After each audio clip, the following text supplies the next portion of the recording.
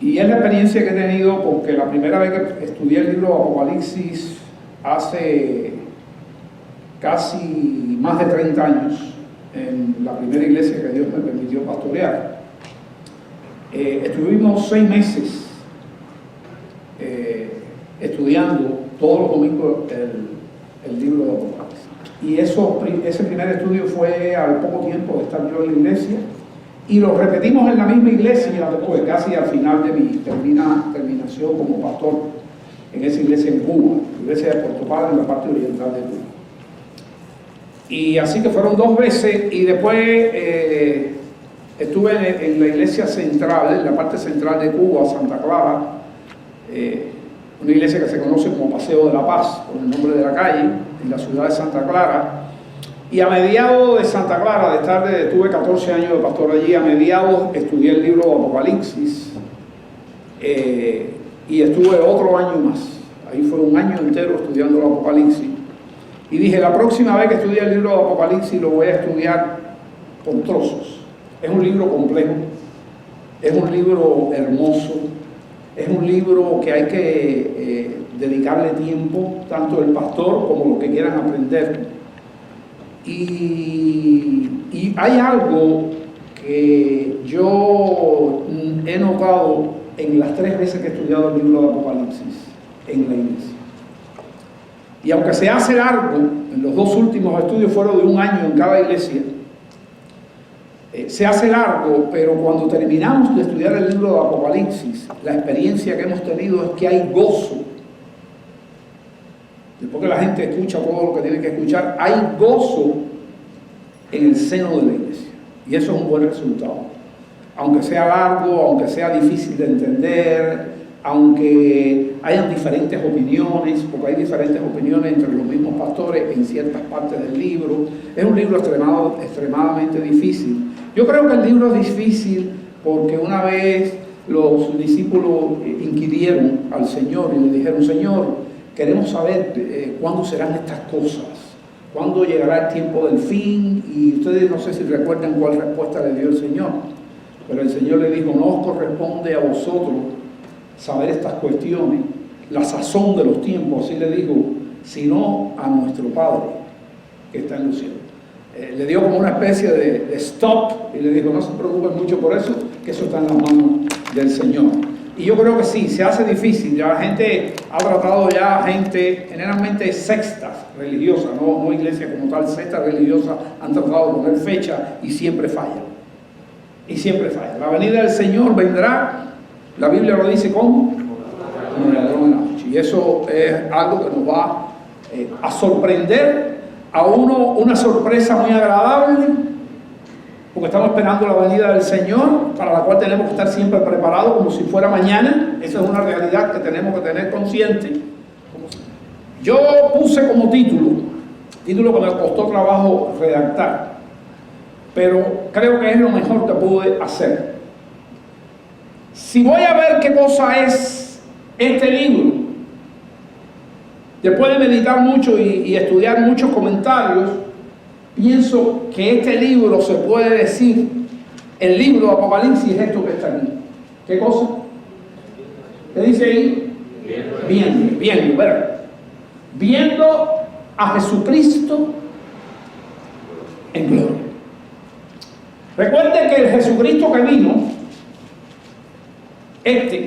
vino, el mismo Jesús, es el mismo ayer, hoy, por todos los siglos, ¿verdad? Vino despojado de su gloria, o de gran parte de su gloria, ¿verdad? Vino un ministerio de humillación, fue perseguido, fue maltratado, fue despreciado, pasó dolor, pasó hambre, tuvo malos olores arriba de él. ¿Cuántas cosas pudiéramos decir de ese ministerio humillado? Pero este que estamos aquí viendo, que es el Cristo, que es el mismo de ayer y hoy, pero el de hoy no vino ni va a venir con esa humillación con que vino. ¿Va a venir con qué? Con toda su gloria. Y hoy nosotros debemos estar conscientes que cuando oramos delante de ese Cristo todos los días, no podemos tener en mente el Cristo que a veces nos ha enseñado en una cruz o una cara así triste, aunque no hay dibujo de él. Va a ser un Cristo glorioso, que no tenemos idea, y que la idea nos lo está dando el libro de ¿qué?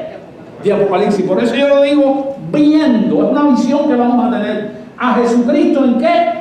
En gloria. Y los textos son difíciles y necesitamos la ayuda del Espíritu Santo siempre para leer la Biblia, pero en este libro yo creo que más. Así que con esa entrada voy a ver aquí, revelación de Jesucristo. Puso la sociedad bíblica aquí, en esta Biblia que tengo frente a mí y ustedes también. Pero mire que la sociedad bíblica toma el mismo parte de la Biblia para poner el subtítulo de ella. ¿Cómo dice el texto? La revelación de Jesucristo. Si usted va a los textos en inglés, el texto en inglés no dice nunca Apocalipsis, por lo menos en la Biblia que yo he leído. Lo que dice es Revelation. Bueno, el problema es la palabra Apocalipsis. La palabra Apocalipsis quiere decir, en buena explicación, algo que está cubierto, algo que está tapado. A veces con lo que está tapado, usted no puede saber algo que está tapado cómo es ni qué es a veces. Pero si le quitan la tapa, si le quitan la tela que lo está tapando, y usted lo puede ver, y por eso usa este verbo aquí, entonces usted ve, y eso es lo que quiere decir Apocalipsis, es revelar algo, mostrar algo que está tapado y se destapa. Y muchas veces lleva implícito en el término Apocalipsis, ese término lleva implícito que la acción de destaparlo, la revelación. Quiere decir que Dios nos está revelando de una manera gloriosa, mostrando toda su gloria, como Dios ha querido mostrarla. Dios está destapando con este libro, y empieza el capítulo 1, y a este yo lo he llamado el capítulo 1 como se pudiera llamar todo el libro. Viendo a Jesucristo ¿en qué? En gloria. La revelación de Jesucristo. Destaparon a Jesucristo para que lo veamos. ¿Qué clase de acción es esa? La revelación de Jesucristo que Dios le dio. Dios le dio. Aquí hay un juego con la Trinidad. Vamos a ver la Trinidad mucho en este capítulo y en todo el libro. ¿Qué cosa es la Trinidad? La Trinidad es la doctrina que la iglesia tiene de Dios.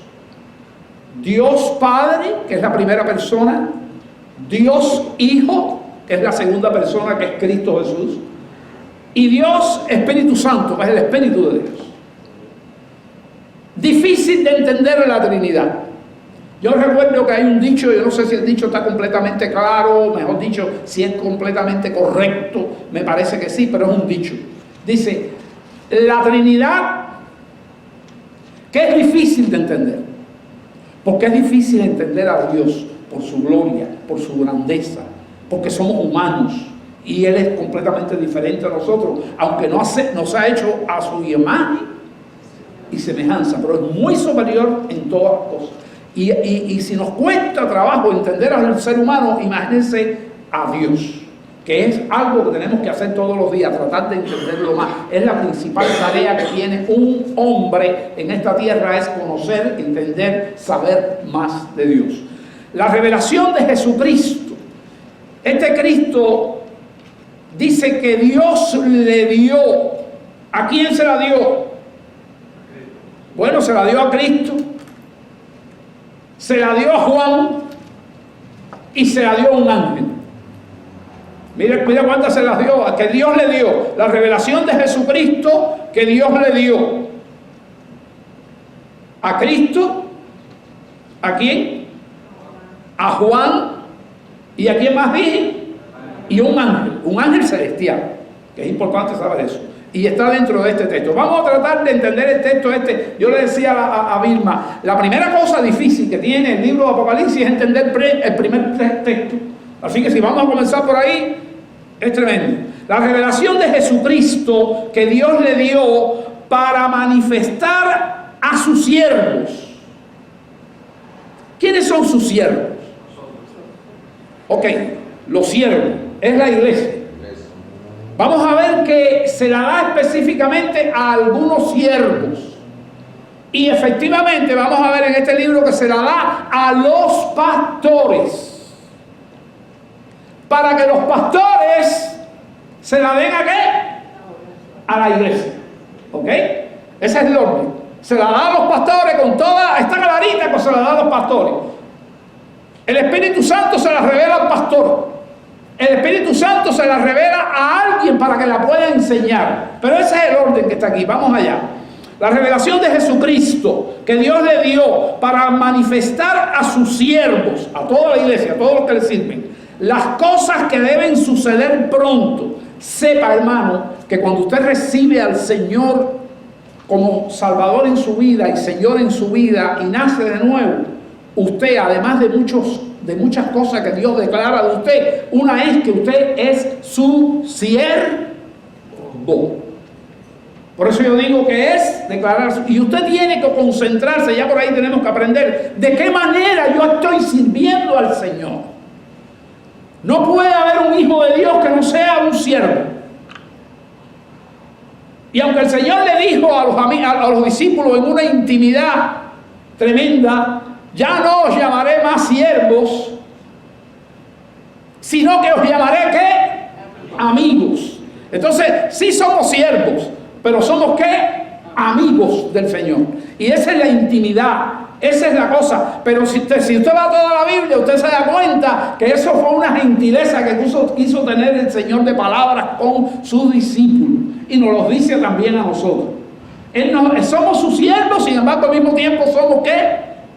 Sus amigos. Y Él es un rey, y sin embargo somos sus amigos. Y Él es un rey, y sin embargo somos sus hijos. ¿Ve? Hay hijos y padres humanos que no son amigos. Y deberían serlo porque ese es el modelo que nos da la Biblia. Que los padres y los hijos sean ¿qué? Amigos. Lo demás lo dañó el pecado en nosotros, en la gente. Ok, así que la revelación de Jesucristo que Dios le dio para manifestar a su siervo las cosas que deben suceder pronto.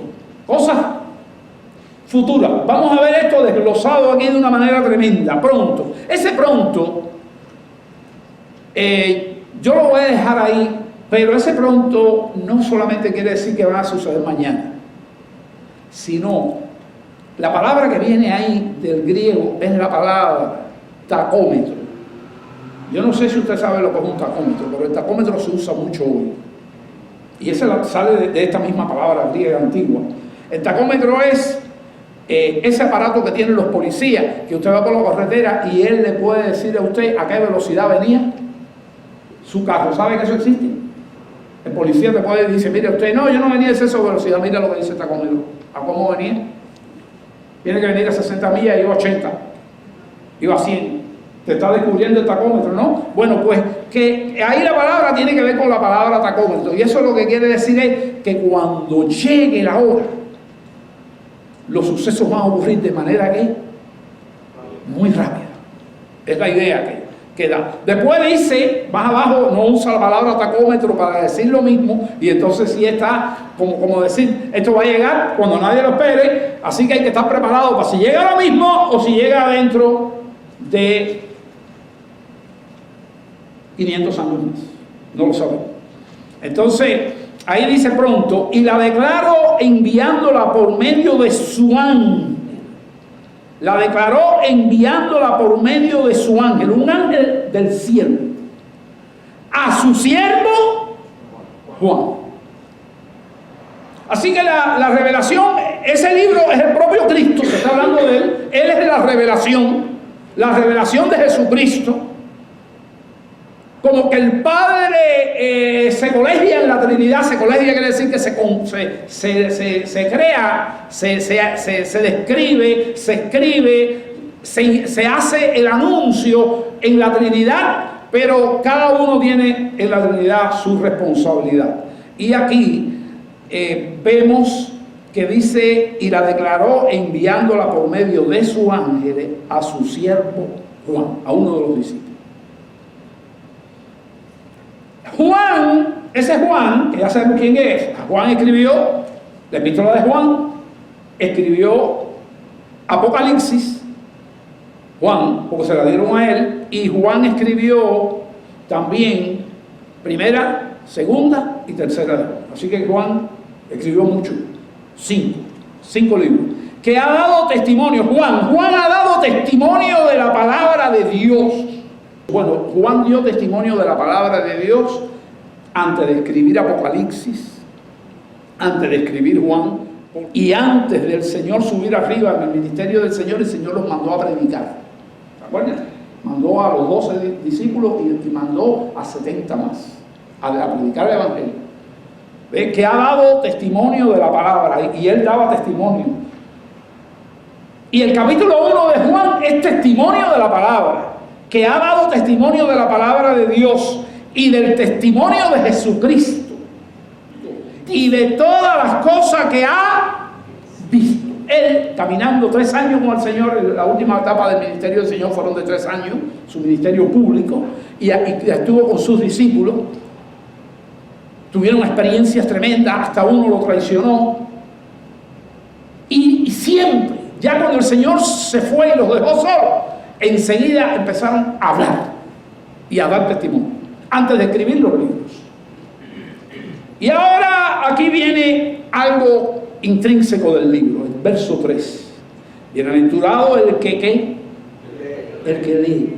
El que lee es bendecido. El que lee es feliz. ¿Qué quiere decir bienaventurado? Feliz 3 veces, felicísimo, muy feliz. Es como que Dios, cuando tú terminas de leer el libro, viene y te dice: congratulations, felicidades, bien hecho. Y por eso yo digo que cuando tuve la experiencia bonita, que las 3 veces que he estudiado este libro, ¿qué cosa ha ocurrido en la iglesia? ¿Qué cosa ha ocurrido? Que yo lo dije ya. Alegría, gozo. Bienaventurado el que lee, y no solamente el que lee, los que ¿qué? Los que oyen las palabras de esta profecía, y es profecía futura. La mayor parte es profecía futura. No todo, pero la mayor parte es profecía futura. Y guardan las cosas en ella escritas. O sea, los que la leen, y no se queda solamente en leerlo, sino en qué, en los que la guardan, que hay una diferencia. Cuando tú lees, tú memorizas, tú conoces, eso es bueno, conocer más a Dios, pero guardarlo es cuando tú la retienes y la vives, vivir la vida. Y eso es en toda la Biblia. Leer la Biblia es bienaventurado, leer la Biblia es tremendo. La palabra de Dios cambia, la palabra de Dios transforma, pero cuando uno la vive y se pone con el propósito y hace una relación especial con Jesús, porque todo el secreto está en tener una relación especial con Dios. Nos levantamos por la mañana y tenemos que estar el día entero pegados a Cristo. No es que hacemos un switch en el para el trabajo, no, en el trabajo. En el trabajo tenemos que estar conscientes de que nos está guiando ¿quién? Cristo. Y que Cristo vive en nosotros a través del Espíritu de Cristo que está en nosotros, el Espíritu Santo. Y ese Espíritu es el que nos guía. Y cuando cometemos un error en nuestra carne y en nuestra debilidad, enseguida reaccionamos. Y si fue un pecado, nos arrepentimos. Y esa es la vida del creyente. Y mientras más y más y más nos acerquemos a Cristo, más podemos guardar su palabra. Si su vida es de poco contacto con Jesús, por el día, por la tarde, por la noche, poco va usted a vivir la Biblia. Tenemos que animarnos con estas palabras los unos a los otros. Siempre orar los unos por los otros para que podamos ir caminando en amistad íntima con Jesús Ir consultando todas las cosas del día con Jesús. Y eso es guardar. Guardar la palabra, vivirla, tomarla en cuenta. Saludos a las 7 iglesias. Bueno, ahora vamos a tener aquí en el Asia Menor, en aquella época. Es un libro histórico, no todo es profecía. Decíamos que era mucha profecía, pero esto es histórico. Porque estas iglesias son iglesias que antes existían y que ya no existen. Porque han pasado 2000 años. Si existe, el trabajo no fue en vano de esas iglesias. Porque ha pasado mucho tiempo y han llegado guerras y la gente se ha dispersado, etc. Pero estas 7 iglesias llenaron al mundo. Fueron las más importantes, las que se mencionan aquí. Algunas de ellas abiertas por el apóstol Pablo en su viaje misionero. Después que Cristo ascendió, se fundaron estas iglesias. Juan está escribiendo, ya está ahí. Juan, él se presenta, ese es el verso 4, a las 7 iglesias que están en Asia, la Turquía de hoy, la Turquía moderna. Si usted busca en el mapa Turquía, ahí estaban esas iglesias que han sido mencionadas aquí. Y esa zona la hemos estudiado aquí en el mapa los miércoles, se llama el Asia Menor.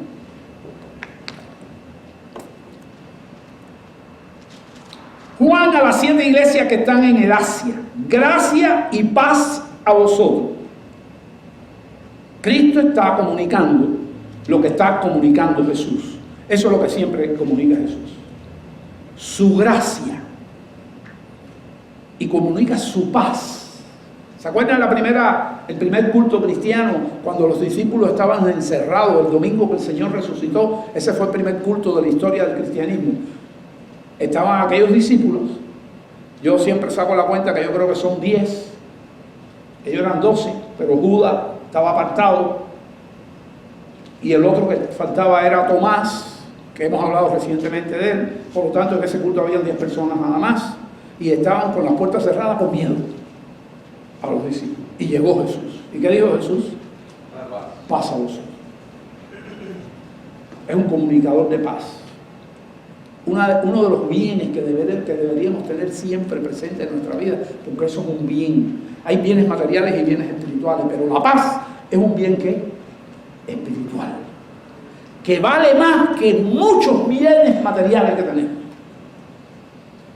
Gracia y paz, y es transmisor de gracia. Gracia es cuando ofendemos al Señor y el Señor no nos castiga con la fuerza con que debía castigar. ¿Sabe eso?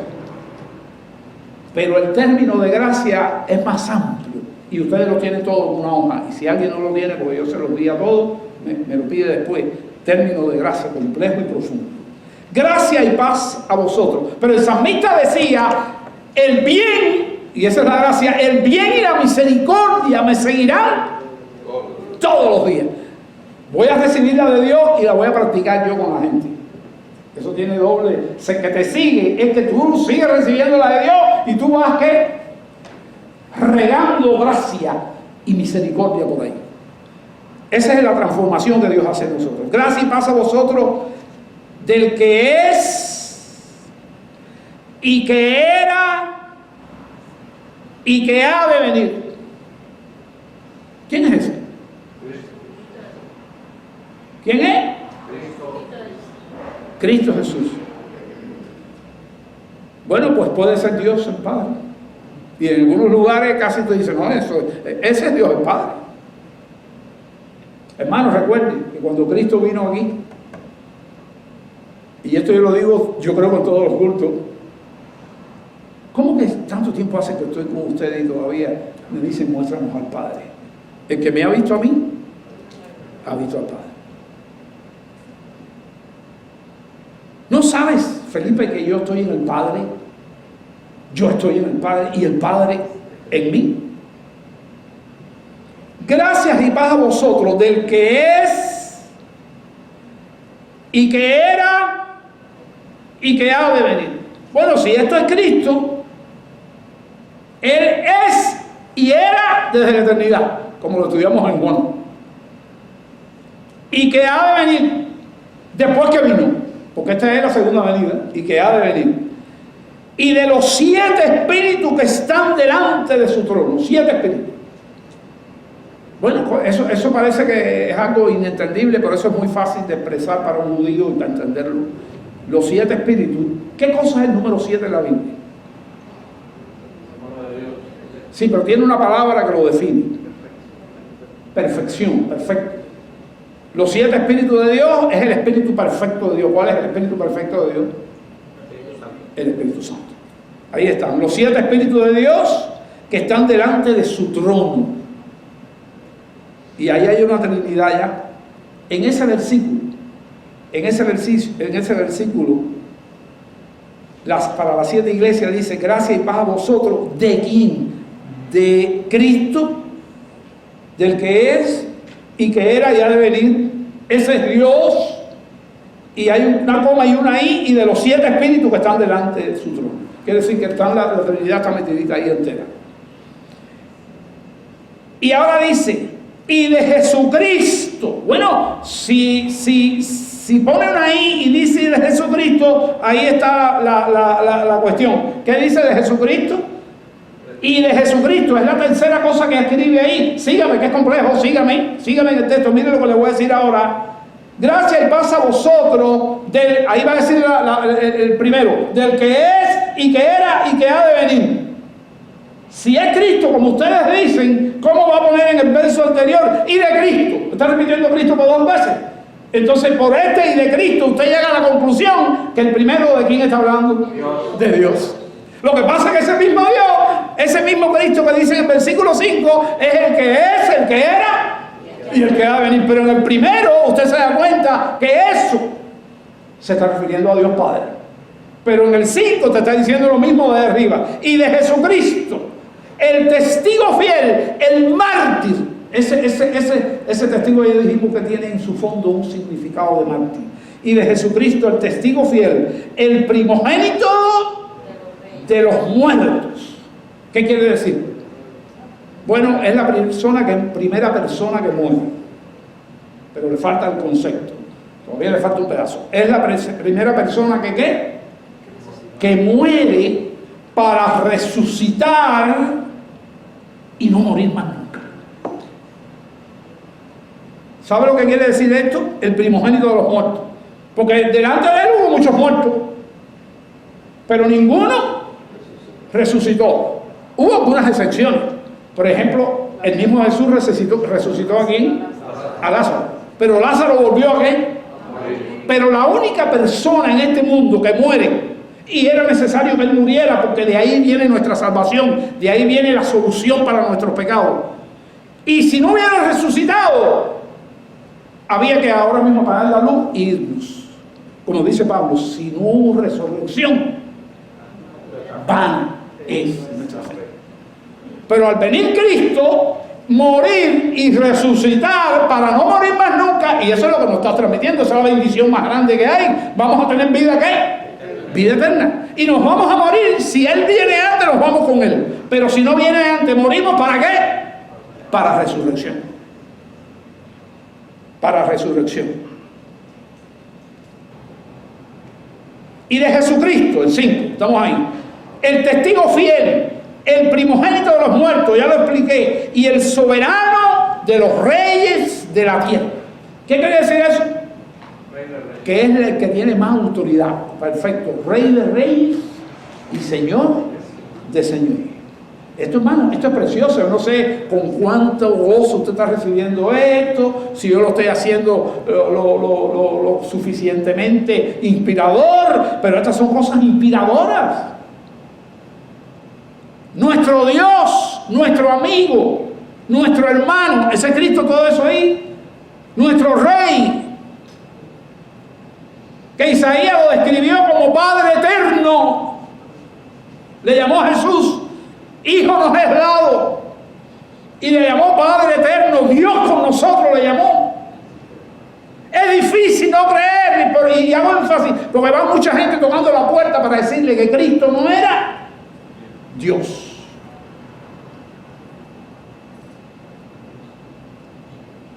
El soberano de los reyes de la tierra, la mitad del 5, al que nos amó y nos lavó de nuestros pecados con su sangre. Claro, ahí está el plan de Dios.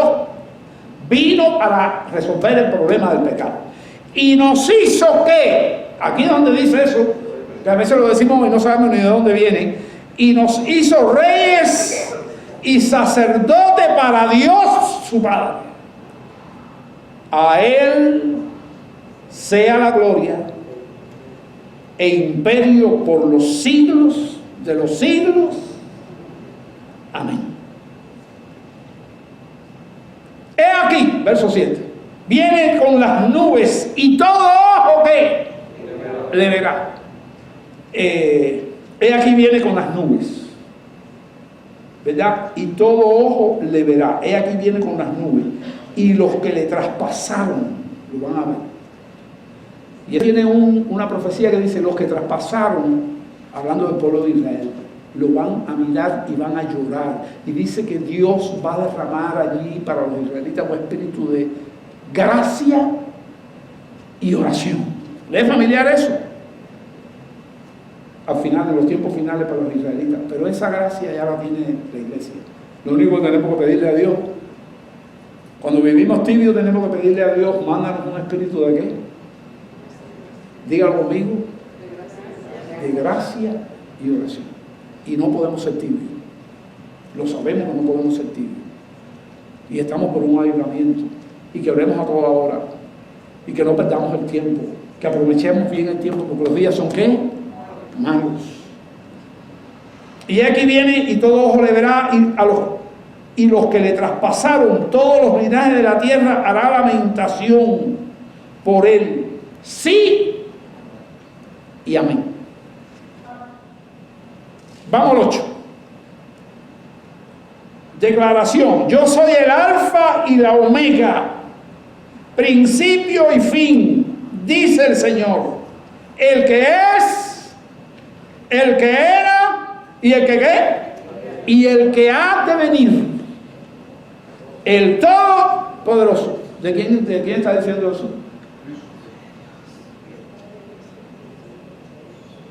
¿De quién lo está diciendo? Usted cuando llega ahí no sabe de quién es ese. Dios, el Dios Cristo, Dios el Padre o Dios el Espíritu. Bueno, hermanos, son los tres. Casi no podemos separar eso, porque lo vemos. Ya aquí, esta es la primera parte de este capítulo. Vamos al 9. Yo, Juan. Ahora Juan dice cómo pasó esto. Hemos estudiado ya, esto es como una introducción. Ahora Juan dice cómo pasó. Yo, Juan, vuestro hermano, mira qué humildad, hermano. No dijo ni apóstol.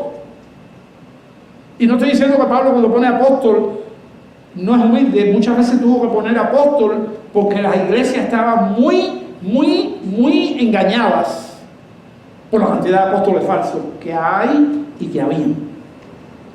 Yo, Juan, vuestro hermano y copartícipe vuestro en la tribulación. La vida cristiana, cuando uno entra en la vida cristiana, entra en tribulación. Además de las tribulaciones que tiene el mundo, uno entra en tribulación.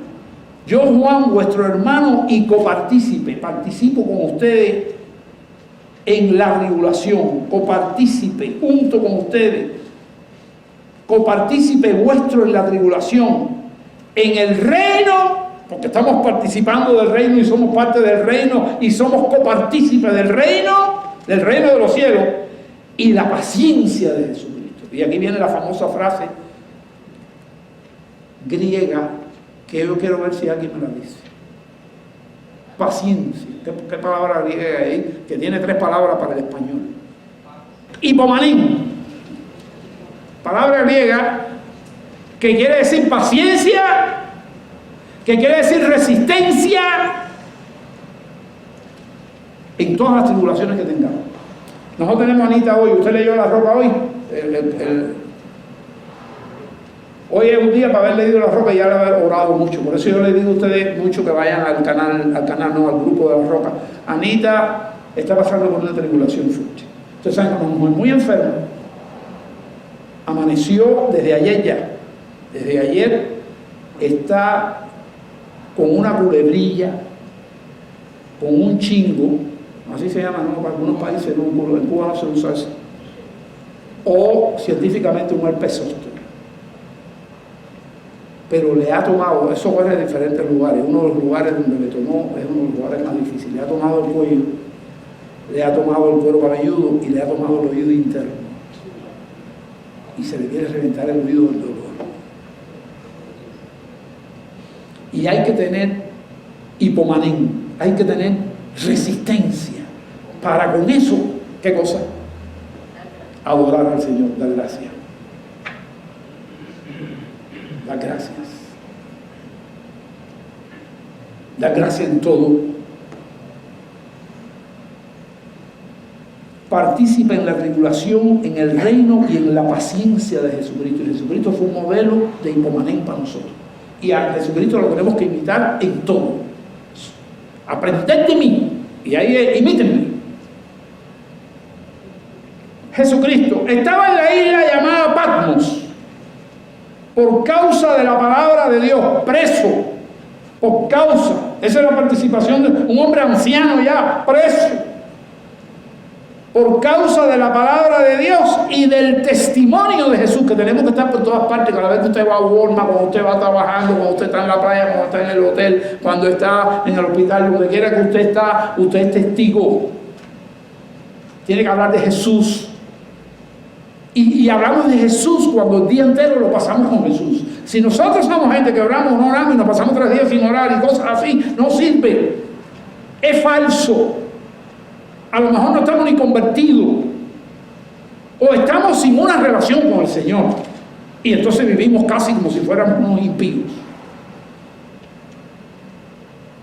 Bueno, vamos al 10. Yo estaba en el Espíritu.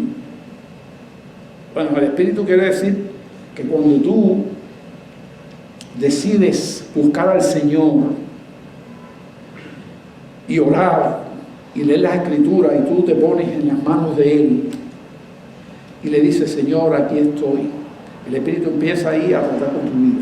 Cuando abrimos la Biblia con un corazón lleno de hambre por la Escritura y de sed, y somos sinceros con el Señor y le oramos y decimos: vengo delante de ti, mira lo que hice anoche, mira lo que hice hoy, mira lo que le dije a fulano, mira la manera que traté a vengano, eso no es bueno, Señor. Ahí empieza tú el Espíritu de Dios. El Espíritu de Dios empieza a animarte, empieza a santificarte, empieza a justificarte si necesitas justificación por algo que hiciste. Siempre para Dios Dios está dispuesto a darte una oportunidad. Nuevas son cada mañana sus ¿qué? Su misericordia. Y la misericordia de Dios es que cuando Dios ve la miseria de nuestro corazón y caemos rendidos, a través del Espíritu Santo entramos en una comunicación con el Señor y Él ahí empieza a transformarnos y nos da un nuevo comienzo todos los días.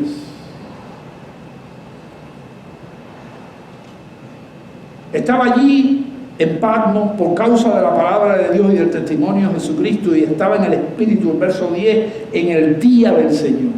Ese día del Señor no es el día espantoso de Jehová, que algunos dicen que ese era el día, no. Ese es un día normal de Él, pero Él decidió buscar ¿a quién? A Dios en espíritu y en verdad. Y cuando nosotros buscamos a Dios en espíritu y en verdad, siempre Dios nos va a hablar. Te vas a dar cuenta de un pecado, te vas a animar para que vayas a predicarle a alguien, te da una buena idea en la mente, te da un cambio en los negocios, qué sé yo, lo que quiera hacer contigo. Y es el día que Jesucristo resucitó, el día de que es el día que yo le pongo, hermano, hoy es domingo, hoy es el día del Señor, el pastor le espera, hoy voy a hablar de esto, de aquello, de otro, va. El día del Señor. Estaba preso, solo, posiblemente triste, no es que no estuviera triste, los cristianos a veces estamos tristes. Pablo decía, para que yo no tuviera tristeza sobre tristeza. Porque a veces estaba muy triste. En el día del Señor, y oí detrás de mí una voz como de trompeta. Bueno, la voz de Dios, ahí lo que quiere decir es que la voz de Dios es tremenda. Para mí el sonido de Dios es el Big Bang que dijo Dios sea la luz. Acuérdense que lo he dicho muchas veces, para mí, no lo dice nadie, lo digo yo. Esa es mi forma de verlo. Me voz como una voz como de trompeta. Dice que esta es una voz para decirte algo claro, porque la trompeta suena con melodía. A veces es como un torrente de muchas aguas. Y a veces ahí tiene que ver un poco más con ira, el sonido de la voz de Dios, el sonido de la voz de Dios. Pero aquí es con trompeta. La trompeta es fuerte también. Si usted le mete un trompetazo en el oído, pierde el oído. Oí una gran voz como de trompeta que decía: yo soy el alfa y la omega. Las dos últimas letras, la primera letra y la última letra del abecedario griego. Yo soy el alfa y la omega, el primero y el último. Escribe un libro lo que ves y envíalo a las 7 iglesias que están en Asia. Y esas iglesias son Efeso, por cierto, fundada por el apóstol Pablo, Esmirna, Pérgamo, Tiatira, Sardis, Filadelfia y la Odisea. Iglesias existentes en aquella época. Real. Esto es tiempo pasado, ¿ok? Porque hace 2000 años de esto. Las 7 iglesias estaban allí. Ahora yo digo, ¿y quién es el que está hablando con Juan? El ángel. ¿El ángel viene de parte de quién? De Dios, de Cristo. ¿Está bien? Y me volví, dice él, para ver la voz que hablaba conmigo, y vuelto, tuve una visión. Y vi 7 candeleros de oro. Y aquí tenemos una visión. ¿Cómo se llama este mensaje? Viendo. Ahora es lo que vamos a ver. Viendo. Tuve una visión y me volví para ver la voz del que hablaba conmigo, y vuelto vi 7 candeleros de oro. 7 candeleros de oro. Y en medio de los 7 candeleros, ¿se imaginan los 7 candeleros? Era una cosa así, con una base, y salían como los candeleros judíos, ¿no? 7 candeleros de oro, con las velas ahí. Y en medio de los 7 candeleros, a uno semejante al Hijo del Hombre. ¿Quién es ese? Cristo. Vestido de una ropa que llegaba hasta los pies. Esta es una ropa de lujo, es una ropa de reyes. No con la ropa raída, la que les traspasaron, la que ropa de pobre, ropa que fue estrujada, ropa que muchas veces tuvo peste. No, vestido de una ropa que llegaba hasta los pies. Así se visten los reyes y también los sacerdotes, que eran la gente de más alta alcurnia, y sobre todo el sumo sacerdote. Y ceñido el pecho con un cinto de ¿qué? De oro. Ahí hay una visión de que viendo a Jesucristo ¿en qué? En gloria. ¿Cómo sería la reacción de Juan? Y ya sabía que era su Señor, porque dijo al Hijo de qué? Del hombre, lo identificó. Ahora, ¿qué cosas son estos 7 candeleros? Bueno, esos 7 candeleros se van a explicar al final de este mensaje. Dice 14, su cabeza, sigue hablando de Cristo, y sus cabellos eran blancos, no grises como los míos tirando para blanco. ¿Cómo eran? Blanco.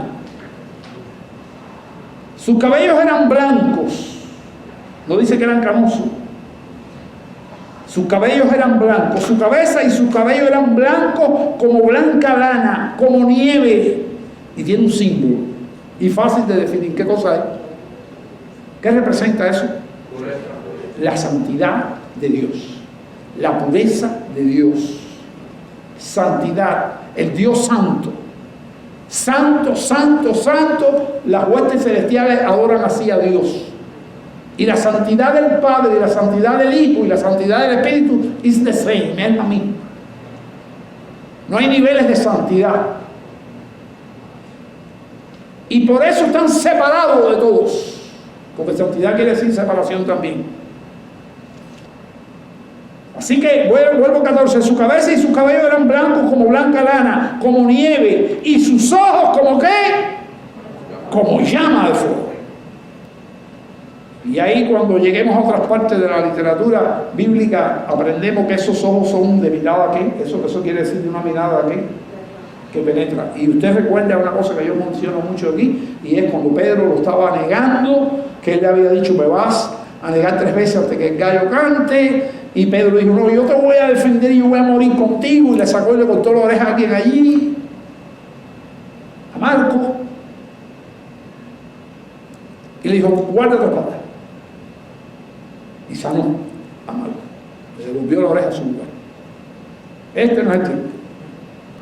Pero cuando estaba negando, dice que dice la escritura, vaya pasaje después allí, Cristo que hizo, lo miró. Cuando fue la tercera vez lo miró y hizo que él ¿qué? Se acordara. ¿Y qué hizo Pedro? Salió afuera y dice la escritura que lloró amargamente. Cuando nosotros le fallamos al Señor, así tenemos que hacer, porque el Señor nos mira. Si le buscamos y estamos haciendo amistad diaria con Él, nos mira. Y si le fallaste, vas a llorar amargamente. ¿Cuándo fue la última vez que le fallaste al Señor y lloraste amargamente? Es una buena pregunta. Como llama de fuego su mirada, sus ojos. El 15. Y sus pies semejantes al bronce bruñido. El bronce es una aleación muy especial que es difícil de romper, refulgente, como en un horno, como probado en el horno, y su voz, bueno, dicen que ese símbolo del refulgente y de los pies, eso de bronce, eso es que su reino nunca va a dejar de ser, nunca va a caer. Los reinos de este mundo surgen y ¿qué pasa? Caen en algún momento. Y su voz como estruendo de muchas aguas. Y aquí no es de trompeta. Jesucristo viene a juzgar. Jesucristo viene a guerrear. Acuérdense. Y tenía en su diestra estrellas. Y aquí es donde entonces vamos a definir qué son. Pero le quiero recordar los candelabros. ¿Cuántos candelabros había? ¿Y qué hacían? Estaba en medio de ellos. ¿Sabe lo que hacía? Caminaba entre los candelabros. Ahora tenía en su diestra 7 estrellas. De su boca salía una espada aguda de 2 filos. Así que tenía en su mano derecha 7 estrellas y en su boca salía una espada aguda de 2 filos. Mira, ¿qué es esto? Es como una espada, ¿no?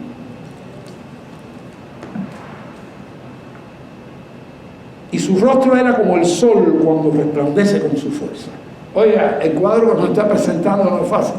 Yo no sé si usted se está quedando dormido, pero mira lo que estamos viendo.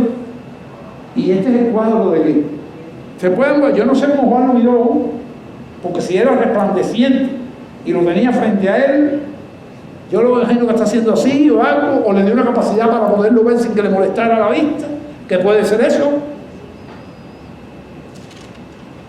Y su rostro como el sol cuando resplandece en su fuerza. Mire, hermano, aquello que dijo Juan en el libro de Juan, que dice, y hemos visto su gloria como la del único del Padre, lleno de gracia y lleno de verdad. Yo no creo que sea solamente cuando la gloria que le vio, porque ellos vieron mucha gloria de Jesucristo caminando por aquí, sino que estaba viendo esta también. Y dice el verso 17, y cuando le vi, caí como muerto a sus pies. Y quiero decirle No podemos coger este texto para hacer lo que la gente inventa por ahí en algunas iglesias que dicen la orden del tizón. ¿Usted sabe lo que es la orden del tizón? Que se para un predicador aquí, la gente está alabando ahí y dice ¡recibe! Y como 15 gente se caen. Y usan este texto no justifica eso. Ni usted ve ninguna iglesia por ahí, de todas las iglesias y todo lo que se ha dicho aquí, que practican eso. Esos son inventos de los últimos tiempos. Esto le pasó ¿a quién? A Juan. Pero lo que hace falta no es que te caiga como muerto, sino que el Espíritu te hable y tú llores, como el europeo.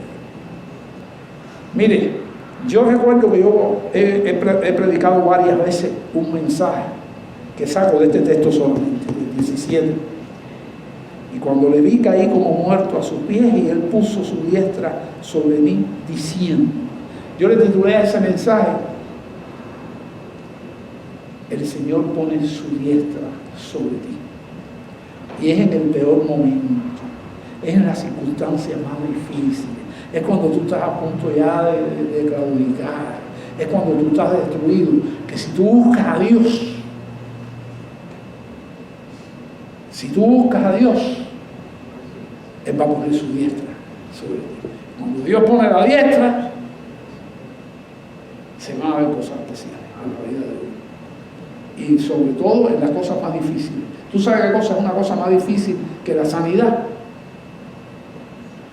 Porque hay cáncer y hay enfermedades difíciles, pero más difícil de resolver que es la santidad tuya y mía, es la limpieza tuya y mía. Sin santidad, ¿qué dice la Escritura? Nadie verá al Señor. Y Él quiere eso. Y cuando le vi, caí como muerto a sus pies, y Él puso su diestra sobre mí diciendo, no temas, yo soy el primero y el último. Y el que vivo ahora y estuve muerto, mas he aquí que vivo por los siglos de los siglos. Amén. Así. Y el que vivo, tiempo presente, y estuve, ¿qué cosa? Muerto. Mas he aquí que vivo por los siglos de los siglos. Y hace énfasis eso en todo el capítulo. Y mire la autoridad. Y tengo las llaves de la muerte. ¿Y de qué? Y de la paz. Y Dios es el que decide que tú te vas de esta vida. ¿Oíste? Ni Satanás decide eso. Ni Satanás decide eso. Y tengo las llaves de la muerte y del infierno. Y viene la explicación. Mire este texto que está aquí. Este texto que está aquí es como un índice. ¿Qué cosa es un índice? ¿Qué cosa es un índice? En un libro, ¿qué es un índice? Ajá. Es el contenido por capítulo. Eso es un índice. Dicen muchos, sobre todo los pretribulacionistas, el 70% de la cristiandad de hoy es pretribulacionista. Y miren aquí un índice. Algunos ven un índice aquí, sobre todo los pretribulacionistas. Es como un índice. Escribe las cosas que hagan. Eso es tiempo pasado. Tiempo pasado, ¿no? Y las que son tiempo presente. Las iglesias existían en ese momento. Que para nosotros es tiempo pasado, pero el libro no se escribió ahora, el libro se escribió ¿hace cuánto? En la iglesia primitiva. Acabado el Señor, prácticamente pasaron unos años y después que el Señor, unos años, poquitos años, después que el Señor subió y que cuando vino el Espíritu se fundaron las iglesias y hay escritos ya aquí a las iglesias fundadas. Por lo tanto, el capítulo 1, que estamos escribiendo, ¿qué cosa es? Escribe las cosas que hace y las que son. El capítulo 1 es la que has visto. Y las que son, eran las iglesias a que había que predicarle y que ya Juan iba para allí. Juan fue para Efeso a predicar después que salió de Patmos. Lo liberaron en Patmos, parecía que se iba a morir en Patmos, pero no se murió en Patmos, se fue libre a predicarle a Éfeso y estuvo en Éfeso. Los pastores de Éfeso fueron Pablo, que la fundó, Priscila y Aquila, un matrimonio que trabajó con Pablo y ayudó muchísimo allí, enseñó. Apolo, que era un predicador que tenía una facilidad de palabra tremenda y era un orador tremendo, ayudados por Priscila y Aquila, porque predicaba muy bonito, pero no predicaba bien, y aquellos hermanos lo discipularon a Apolo. Y Juan era el otro, grandes hombres de Dios, y Timoteo también. Entonces, estas son las que son, y hoy todavía son las que son, hoy. Capítulo ¿qué? 2 y 3, que son los capítulos donde se le predica a la iglesia. La iglesia, y estamos en esa época todavía, en el 2024. Y las que han de ser después de estas. Capítulo del 4 al 21. Ahí hay un índice. Con índice y todo. ¿Usted sabía que Apocalipsis tenía un índice? Y aunque no les guste a los que no son pretribulacionistas, ¿qué cosa es lo que hay ahí? Un índice. Ahí hay un índice. En ese texto. Vamos al 20 entonces y terminamos.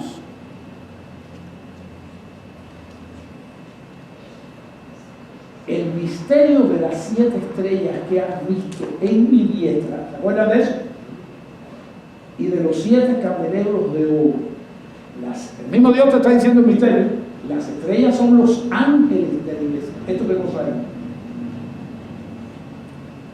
es? Mensajero. El mensajero principal de una iglesia. Ángeles de la iglesia. Y los 7 candeleros que has visto son ¿qué cosa? Las 7 iglesias. Dios se mueve en medio de su iglesia. Eso es lo que está diciendo allí. En medio del candelabro, ¿se acuerdan? Yo le dije, acuérdense, ahí están los 7 candelabros y las iglesias estas, que vamos a estudiar ya Efeso la semana que viene, esas iglesias son iglesias reales que existieron, pero representan todas las iglesias que hay en el mundo. Porque unas tienen virtudes y debilidades, otras tienen virtudes y debilidades. Y esas virtudes y debilidades las tienen ¿qué? Todas las iglesias, unas más que otras, de un lado o del otro. Pero fíjense una cosa, lo que yo les voy a decir.